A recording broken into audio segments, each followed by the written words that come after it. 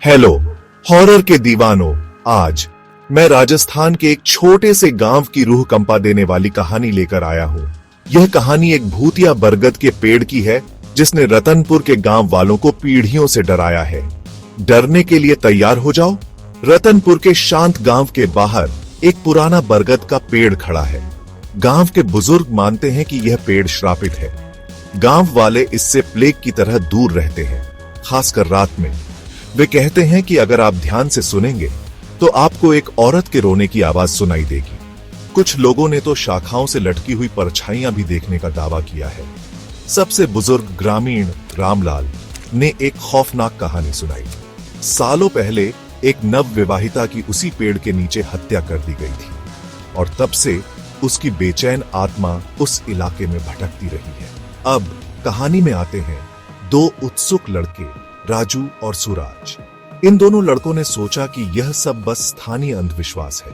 उन्होंने रात में पेड़ पर जाकर इस मिथक को तोड़ने का फैसला किया। आधी रात को चांदनी में नहाए हुए वे उस अशुभ बरगद के पास पहुंचे।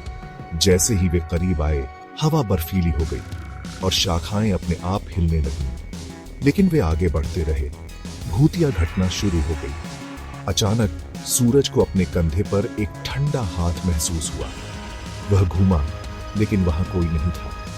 फिर एक धीमी रोती हुई आवाज फुसफुसाई, मुझे बचाओ, मुझे बचाओ। राजू ने उसे पहले देखा। शाखाओं के बीच एक सफेद साड़ी में एक आकृति खड़ी थी, हवा में झूल रही थी। उसका चेहरा धुंधला था, लेकिन उसकी आंखें भयानक तीव्रता से जल रही थी।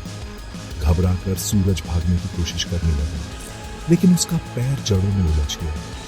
उसने महसूस किया कि कोई उसे नीचे खींच रहा है। राजू ने अपनी सारी हिम्मत जुटाई, सूरज का हाथ पकड़ा और उसे खींचकर मुक्त कराया। वे दिल धड़कते हुए वापस गांव की ओर भागे। अगले दिन वे सीधे गांव के पुजारी के पास गए और अपनी भयानक मुठभेड़ के बारे में बताया। पुजारी ने एक नया रहस्य बताया। 50 साल पहले कमला नाम की एक लड़की की जबरदस्ती शादी कर दी गई थी। उसका पति क्रूर था और एक दिन गुस्से में आकर उसने उसे उसी बरगद के पेड़ से लटका। उसकी प्रताड़ित आत्मा को कभी शांति नहीं मिली, हमेशा काले पेड़ से दूर। पुजारी के नेतृत्व में ग्रामीण ने अनुष्ठान प्रार्थना की, लेकिन वे कहते हैं कि कमला के रोने की आवाज आज भी आधी रात को सुनी जा सकती है। जो कोई भी पेड़ के पास जाता है वह या तो बीमार पड़ जाता है या रहस्यमय तरीके से गायब हो जाता है। उस रात के बाद राजू और सूरज ने कसम खाई कि वे फिर कभी पेड़ के पास नहीं जाएंगे। आज तक गांव वाले इससे दूर रहते हैं। उनका मानना है कि जो कोई भी बरगद के पेड़ के पास कमला को पुकारता है, उसकी रहस्यमय और असामयिक मृत्यु हो जाती है। इसलिए अगर आप कभी खुद को रतनपुर में पाएं तो याद रखें, कुछ कहानियों को अनदेखा करना भी बेहतर होता है। सुरक्षित रहें और अच्छी नींद लें।